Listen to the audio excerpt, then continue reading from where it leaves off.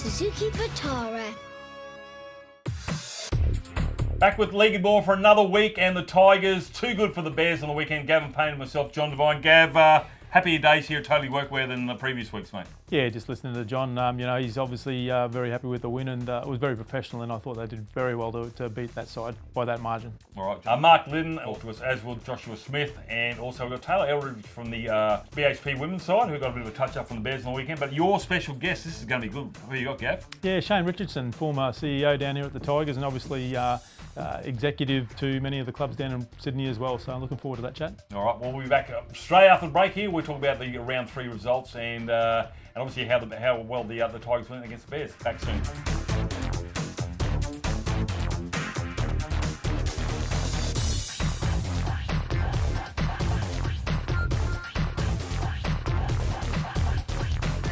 Okay, welcome back to League and More. The results on the weekend: a win to the Falcons. Tweed, North's a good win over Townsville. They're undefeated, second on the ladder. Redcliffe at 24-22 over the Capras, who had a draw the week before against Pride. So the Capras got to watch out for those. Winning too strong for the Pride, who actually ended up with only one man on the bench for most of that. 36-6 PNG, 26-14, and the big one, the Tigers taking on the Premiers here at Totally Workwear Stadium last Sunday afternoon. Doesn't get any better. 50 points to 10. Gavin Payne. Mate, what a difference a week makes. Well, it's an 80-point turnaround, isn't it? I think they got beat by 20 or 30 the week before against the Blackhawks, and then to win by 40 against the Bears is certainly a huge turnaround. But I don't think it was really unexpected. I think they battled well up in Townsville from what we heard and what we saw.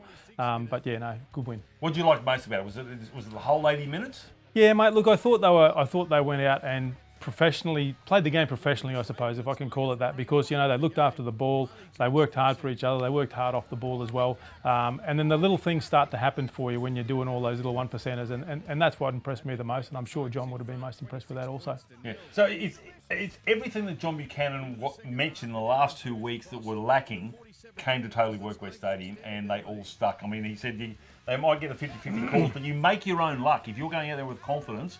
And I thought they were very professional, as you said. They used the whole width of Totally Workwear Stadium. Did you notice that? Yeah. Look, he's a genius, John, isn't he? 3 weeks into his tenure here, and he's worked that out. He's worked it out already. It's not rocket science. East have always been renowned for a team that plays with a bit of flair and throws the footy around, but you've got to win that battle in the middle, and that's always been the way since 1908. So, it was very good. They were very professional, and they just turned up, rolled their sleeves up, and got into it.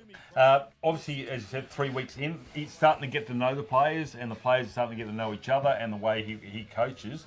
I'm not going to say that this will mean a win every week. Hopefully it will be, but it'll be really tested this weekend against the Jets. Yeah, look, the Jets are desperate, as East would have been last weekend. Every time you haven't got a win is sad, and you're that step closer to a win when you've had another loss. So, the Jets will be desperate. They're hard to beat out there on their home ground. They get the fervent support of their crew as well, their crowd and what have you. And leading on from that, they just need to get a win. They play that unusual brand of footy, as you know, as well, John, and it'll be interesting to see how they go. But I'm expecting the Tigers to go really well and to actually win the match. Best on the field for you last weekend? Oh, mate, Dean Ramura on the wing, he was outstanding, I thought he was brilliant, but I liked the young front rower up the middle. Just can't think of his name, lost his name for the minute. No, well, Bennett was very good as well, yeah. Good all-round performance. Yeah, Bennett's still on a nudie run, by the way. We'll get into that with the coach. Stay tuned. You're speaking to Richo, so I look forward to that one, mate. Be a beauty.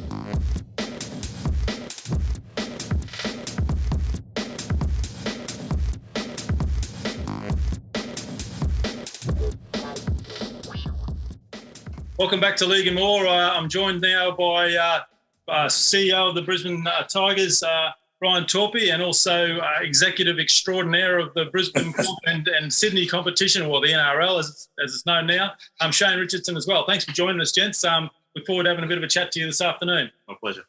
Yeah, looking forward to it. Yeah, it should be good. Brian, we can just quickly start with you and touch on the ground development here. That's a hot topic with the Tigers at the moment, something you've been working on for the last number of years. Can you just give us a little bit of an update on that? Yeah, no, we've been working on it for about 5 years now. Went through a number of designs, refined that, got exactly what we wanted.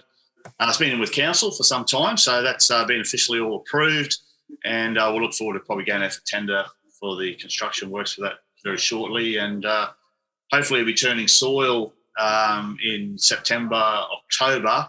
But there might be an opportunity to bring some of that work forward, do some minor works first as well. So we'll just have a look at that with our engineers, but we're working on the detailed design right at the moment. And will that in any way disrupt the football season next year as far as the Tigers being able to play at home? It could do. We'd have to have a look at the draw. We're probably trying to try and play some away games early in the year and then have a good run home in the back end. But we look to probably take a couple of our games to our affiliate clubs. East Juniors could host games, maybe Carina or Rosedale, something like that. And just to jump on to a slightly different topic as well, but still involved with the Intrust Super Cup, obviously. This year has been a year where the coverage has been decreased as such. The local live streaming that a lot of the clubs did from game to game, year to year over the last few years, that's been stopped now. There's only a couple of games being live streamed. Yeah, that's correct. We've been TigerTV probably led the way there in live streaming with the clubs. Been doing it for about 10 years. This year the game is enforcing the broadcast rights, so that's going to be now under the control of the QRL. So there's a couple of games on every weekend with that. But unfortunately, we just won't be able to live stream our own games here from Totally Workwear Stadium. We're a bit disappointed about that, but we'll move on and we'll look to promote our sponsors in some other ways, like today's broadcast. Just something that you might be able to comment on as well, Shane. Being CEO of a club, Brian, obviously you've been in this role now for a few years. What have been the challenges of setting up and looking forward of an ambitious footy club? Yeah, well, it's been about 5 years now, Gavin. I've been sitting in the chair, so there's lots of challenges. We've been through a couple of strategic plans. So obviously, one of the big things we want to do is throw a hat in the ring for the NRL bid. Working well on that now. It's well advanced. Also, the facilities. So the facilities were mainly developed here in the 60s to the 80s, and we did a bit of an upgrade on the field and the current grandstand in the late 90s, 98, 99. So our facilities are aging, getting older, and we need better facilities, one for our players, but also for the fans as well. So a lot of challenges there. There's also, of course, football clubs cost a lot of money to run. So you've got to have a look at your revenue streams. We've been quite fortunate that we've come in a commercial arrangement with the Leagues Club for a commercial rental agreement that we're the head tenant, and they've become a sub-leasee. So we've got a good commercial arrangement there, which has set the football up well going forward. And Shane, of course, you've been around as well for a number of many years, but several decades, I believe, or not I believe, I know. Starting off with the Tigers, you'd probably be a good sounding board for Brian with some questions along those CEO roles. Yeah, look, the first thing is, one thing about the Tigers, mate, and it's always been there from the days of Dommy Drysdale and backwards. I mean, we've always been prudent with our money. I mean, we've set up a really good base all the way along the way to keep us going. We had a dip in the late 80s, mainly because the Broncos came in, and as you know, we went from crowds of 5,000 to crowds of 500. So we had to reevaluate where we were as a club. But it's a great testament to East, and I mean that. So they're in the financial position they're in today, and they couldn't be the football club that they are without that as the basis, no matter where you are.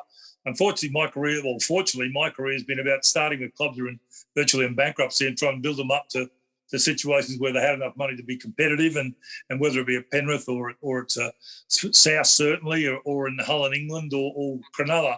So you've got to start with that financial base, but then you've got to put in systems that work, and Tigers are going to be great for that. And I think it's one of the greatest strengths they've got coming into this bid is that no one is in a stronger financial position in the NRL than the Brisbane Tigers bid, and Redcliffe's as well. And the strength of those two clubs, I think, are a major part of their bids. That's why we've got to come up with something different.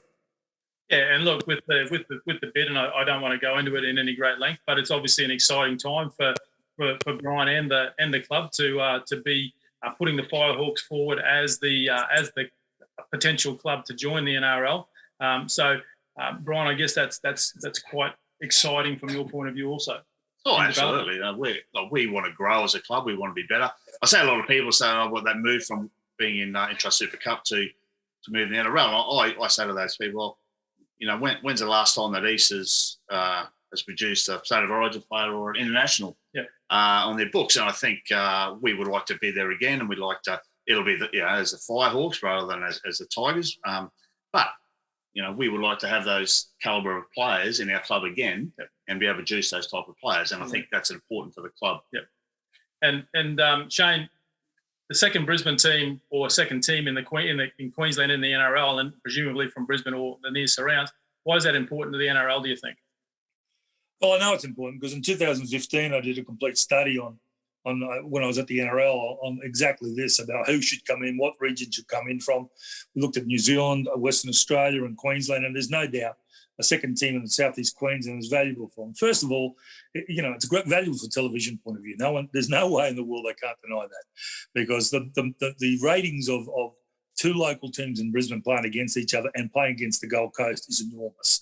You can't and North Queensland for that matter.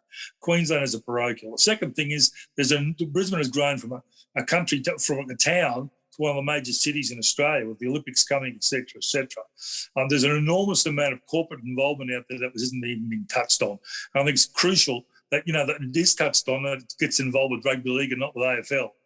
The next part of it is that, East have always been a wonderful development area, and they're even stronger now than before. And I hadn't realised until I got involved with Brian just what sort of development they're doing, all the way through to Ipswich and obviously all around the normal procedures in Brisbane. But it's really important that young players from Brisbane don't keep going down.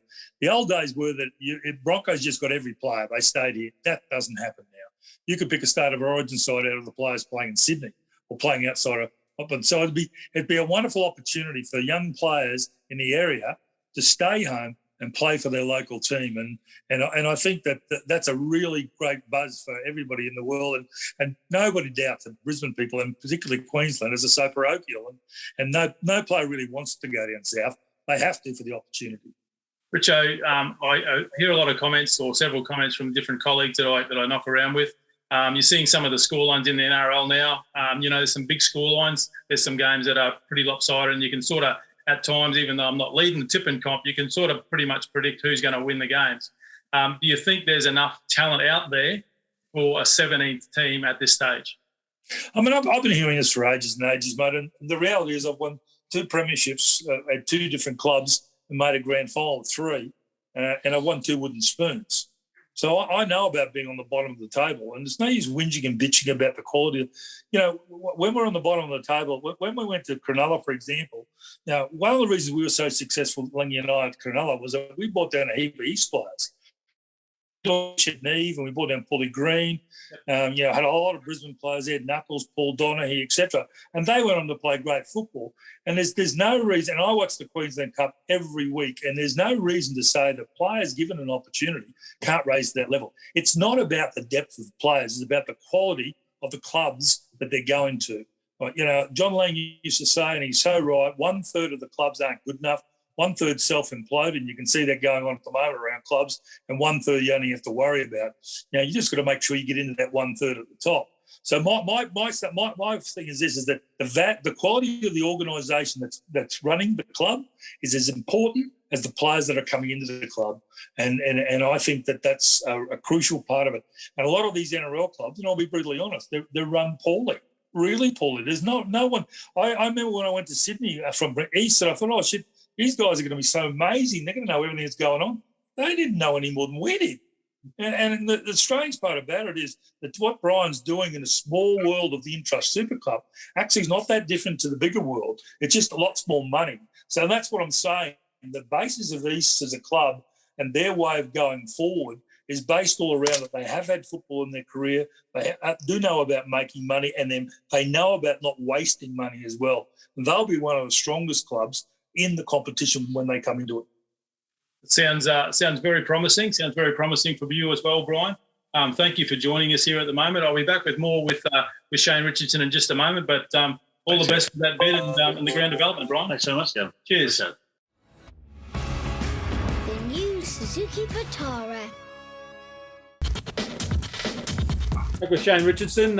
Shane, thanks for rejoining us again back here on League and More. Just wanted to delve in a little bit further as far as you can go, just on the Brisbane Tigers Firehawks bid. If you could tell us a little bit about that, within the realm? Yeah, I mean, everybody's been mouthing off and talking about their bids, and they've been going up for 3 or 4 years, but it's not relevant because at the end, Wayne Bennett's if you haven't got the franchise, it doesn't matter who you've got to have the coach. So we've just kept ourselves quiet. We've done a lot of work on the proposal. We've presented it to the East board, the Tigers board, and they're really happy with it. We're ready to go. We know what the NRL want. They'll come out and present to us at the end of April. Then there's 6 weeks to lodge it, and then they'll make a decision probably September about who the 17th team is. I think it's between us and Redcliffe. I think financially we're on a similar sort of bounds, which is great. But I think the style of presentation we're giving to them about a new age club and grabbing new people and new sponsors involved, I think is going to be spectacular. And so we don't want to tell everybody what we're doing. That's something we're telling everybody at the moment, exactly what I just said a minute ago. But other than that, we're not going into any detail at all because we don't want anybody stealing our ideas before we present it to the NRL. So it's an exciting time, and as confident as you can be, I think it's a 50-50 go between us and Redcliffe. So we'll see what happens. So quiet and thorough might win the race, you're hoping? Well, I think I learned a long time ago in the NRL and things like that. You can mouth off and go all these things, but the reality is, it's like football. It's what happens on the field. It's not what happens off the field. And this is we're not on the field yet, so there's no point in going on about it. We know what they want. We know what's required. We presented I think a fantastic package with my son and his team and Enrich Digital, and so we're really in a good space. So we'll bide our time, keep our powder dry, and hopefully the Brisbane Tigers members will appreciate what we've done. Is it a done deal that there will be a 17th team in the 2024 competition? I think it is 90-10, 90 okay. Yes. Okay. Yep. And you just briefly mentioned there, you've obviously moved into other fields now that you're not in the executive field for the rugby league and so forth. Yeah, I'm still contracted to South for the next couple of years, and I can't do anything with any other NRL club, but obviously I can do it with the Firehawks because they're not an NRL club yet. But we've got a digital business. My son came back was with Google in America and worked on the NBA account, Spotify, YouTube, New York Times, working on those. And so we've started a digital business up here that handles sports people's IPs. And we work with Marnus Labuschagne, obviously Greg Inglis, a whole range of Justice Hooney, and all those sort of guys. But then on top of that, we work with companies trying to improve their approach to what they're doing with digital. Everybody wants to be involved with digital, but they just waste so much money and have no real idea what they're spending it on. I liken it to when you and I were young fellas and you had to take your car to the garage, you get it fixed. How did you know what the mechanic was going to do? All you knew when it was this ridiculous bill comes out. And that's a bit what it's like with digital. But Brent's able to, obviously, he's done at the highest level. He's able to deal with middle management and make sure that they're spending the money in the right area. So, he's employed us, Rich Digital, to do this proposal. And that's why it's really exciting. It's new. It's nothing like that anything's been done before. And we're really, we think it's going to be blown away. It's terrific to talk to you again this afternoon, Shane. All the best with that, Rich Digital. Obviously, you're quietly confident that the bid for the Firehawks has got good bones to it and it's got good structure, which you're actually responsible for. Obviously, with Brian that we were talking with before, and the other many people behind the scenes that have put that bid together. So all the best with that. I hope it works out for you. Good success with your new company as well. All the best with that also, and thanks again for joining us this afternoon on League and All. Yeah, mate. He's been greatly supportive. The Tigers, I should say. I've got to get used to that. But Steve Bullock from the Leagues Club and all the Leagues Club people, and Brian and the football club with Desi and all the boys have been great. So we look forward to the challenge come up over the next 3 months. Look forward to seeing the Firehawks in the Sydney Cup, eh?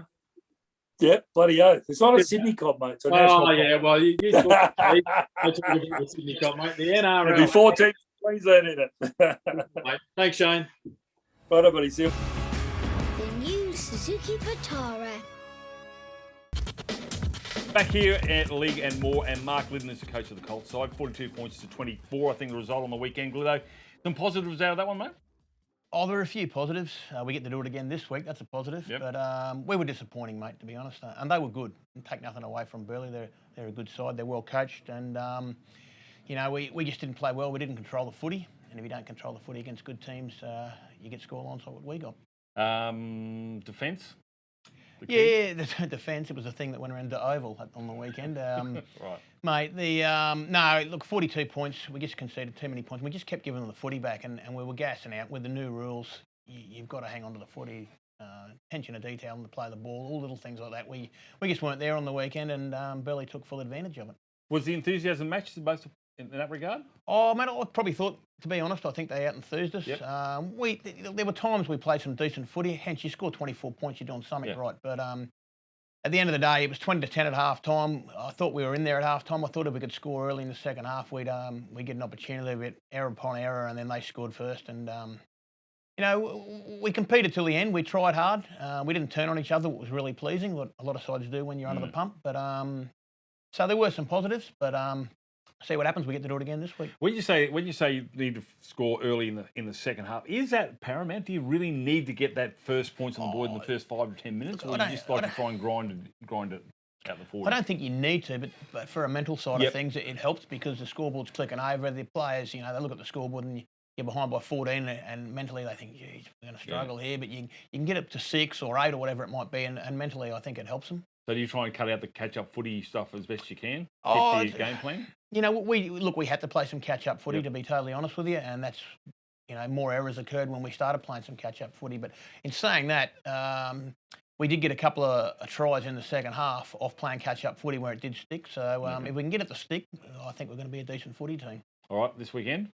This weekend, we go to Ipswich at 3 o'clock. It's going to be nice and hot up there. I had a quick look at Ipswich today. They're coached by Chris Ash, who's from Ipswich, great, and a pretty good player in his time and a good coach, I'd say. So what I saw of them, they look pretty well drilled. They're sort of not playing in the ad-lib footy they used to play, so it's going to be a tough game of footy, and hopefully we can get away with it. He's a redhead too, so that can be even more dangerous. Old Ashy, good fella. So obviously the Ipswich Jets. How much do you look at? The boys are smart enough to know what they did wrong last weekend.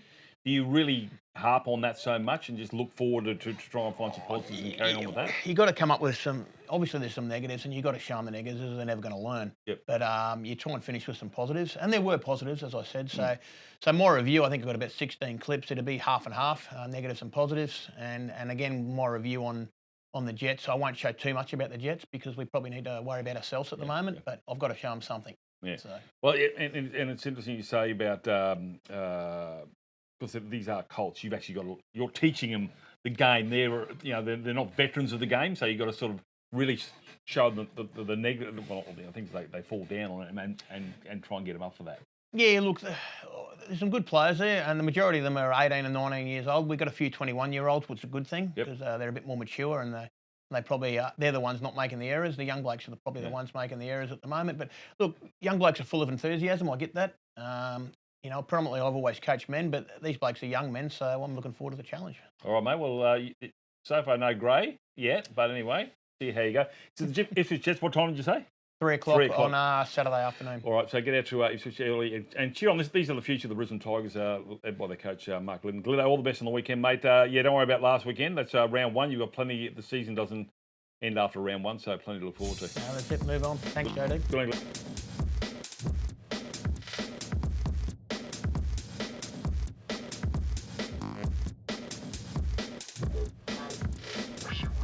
All right, League and more. We are with Justin Smith, who is the halfback, mate, of the... dummy half. Dummy half? Well, coming off the bench, but yeah. Coming off the bench. Hey, listen, the Burleigh Bears is a strong side on the weekend. You're in the game until half-time, mate. Do you fancy chances to come out in the second half and do something? I thought we did. We went into half-time and, Gliddo basically just said that, long story short, we need to hold the ball. We're just making too many errors. And I thought we had a shot. We were in the contest, but... just kept giving the ball away in the second half. So you can't score points without the footy, but you did score 24 points, so that's a pleasing thing. Yeah, no, it is. So when we do have the ball up in the attacking end, we can do something with it. We're a good footy team, but then every other time we touch the ball, we've knocked it on. All right. You did play a little bit of catch-up footy to get some points there. At what point does the skipper or the word come out and say, throw it around, boys? That wasn't or do something... you do that? Yeah, no, that wasn't something from the sideline. That was just...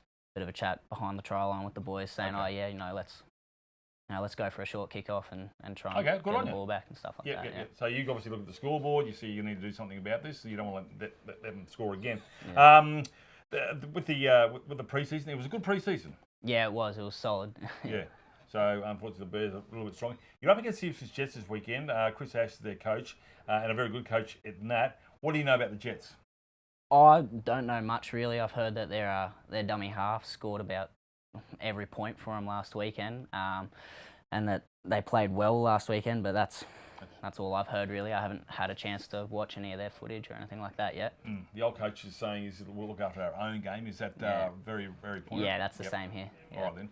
Training this week, what are you going to focus on, mate? Obviously, the tackling bags a little bit? Oh, yeah, definitely. Our ruck defence was probably a little bit too loose at times, and then simple things like slowing down the play of the ball. Everyone's real paranoid about the 6 again rule, so we're jumping up quick, giving them a front foot, and then tiring ourselves out, which is probably leading to a lot of our errors in attack. So, all right. So are you saying a bit more chat needed out there? Oh, yeah. Yeah, that's always needed. Yep, okay. But, yeah, I reckon we just need to tighten up a bit and try and control the game a little bit better. We're a bit here and there on the weekend, so. Let me ask, Gluto's not going to watch this, he won't know. How long, you guys go out there and just test the referee, see how long it goes and hope he's consistent? Oh, we don't, I mean, kind of, but long story short, we just want to go out there, control the ruck, slow it down so we're not tiring ourselves out. And, I mean, if the ref calls a 6 again, then we just keep in the back of our head, all right, we need to be a little bit quicker next time and stuff like that. Yeah, I wouldn't say we go out there looking for a penalty to see what. Fair enough. With especially 6 again, it can be pretty taxing as well. Mate, how'd you get here at Tayla Workwear Stadium? Where have you come from? I've come from Wynnum. Yep. Played there last year and played the BRL reserves, and then Glitto got the coaching role over here, and it wasn't looking like I was going to get a shot with Colts at Wynnum, so he told me to come across here. And nobody says no to Glitto. Nobody does. There's some shallow graves around Tayla Workwear and half of South East Queensland. People say no to Glitto. All right, mate. This weekend, are you loving your footy? Yeah, I live and breathe it. Yeah. All right. Last year, did you play BRL last year? Obviously, you got a lot of footy under your belt from there. So pre-season, how'd you go with pre-season, mate? It was tough. There was a couple of conditioning sessions in there where you go to the vom. Oh no, I didn't actually. I didn't, but there was a couple where I collapsed down and taking real big breaths in. But fighting demons at times, but it was really good. Good on you, mate. Yeah. Well, that's what it's all about. The back end of the season. Here you go. All the best this weekend. The Ipswich Jets up against our boys, the Colts, the future of the Brisbane Tigers, mate. All the best on the weekend. Thanks for joining us on League and More. Cheers. Thank you. The new Suzuki Vitara.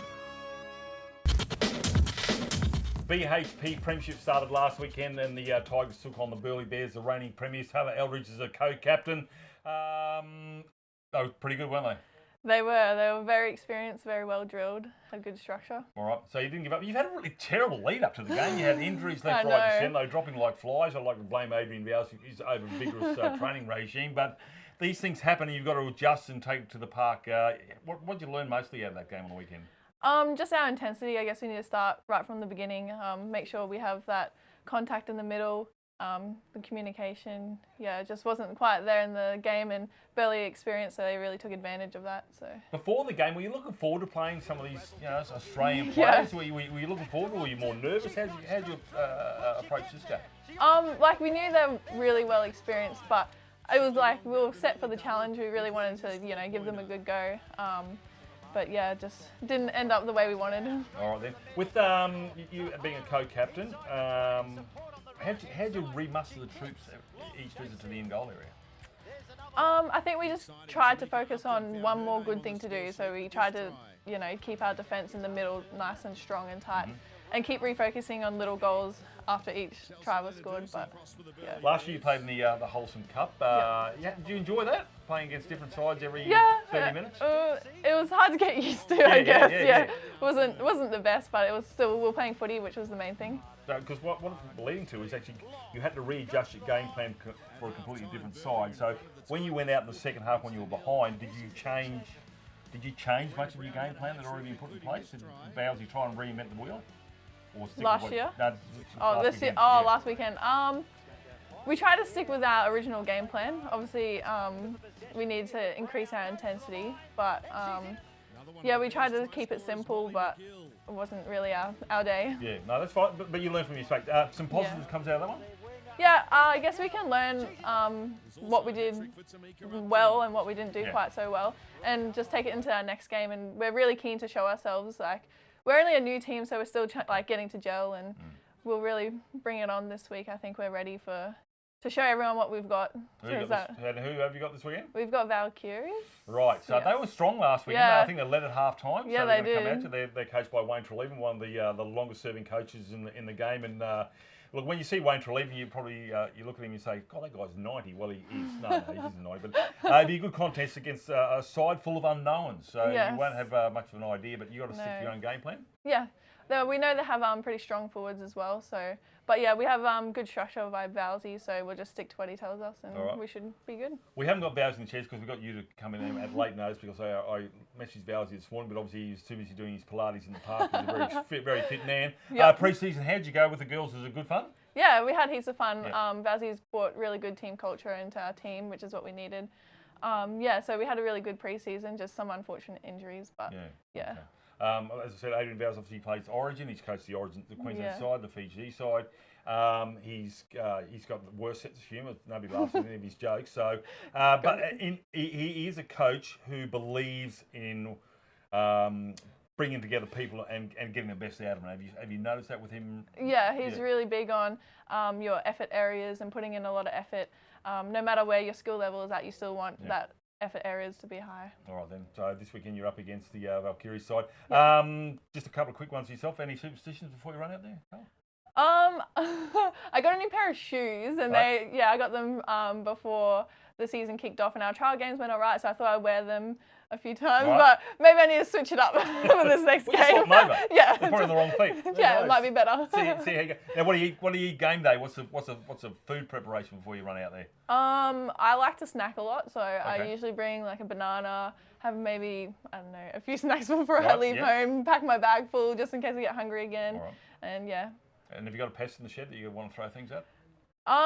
Usually it's Shah, but she just broke her thumb last game, so she's not going to be there. Wow. She's a pommy, so she likes to be out there nice and loud. All right, very good. And what's in the iPod? What are you listening to before you run out? Well, Nellie's a DJ, so she's control of that. She likes to do some good sing-alongs. Oh, okay. Now with the former skipper. Yeah, she's still in our sheds, being the DJ. All right, well, hopefully you'll get to sing the Tigers theme song this weekend after winning the series. And look, you put those games aside. Good sides could either go away, and great sides will come back and try and improve what they did last week. So Tayla, thanks for your time. Coming in late notice. Thank you.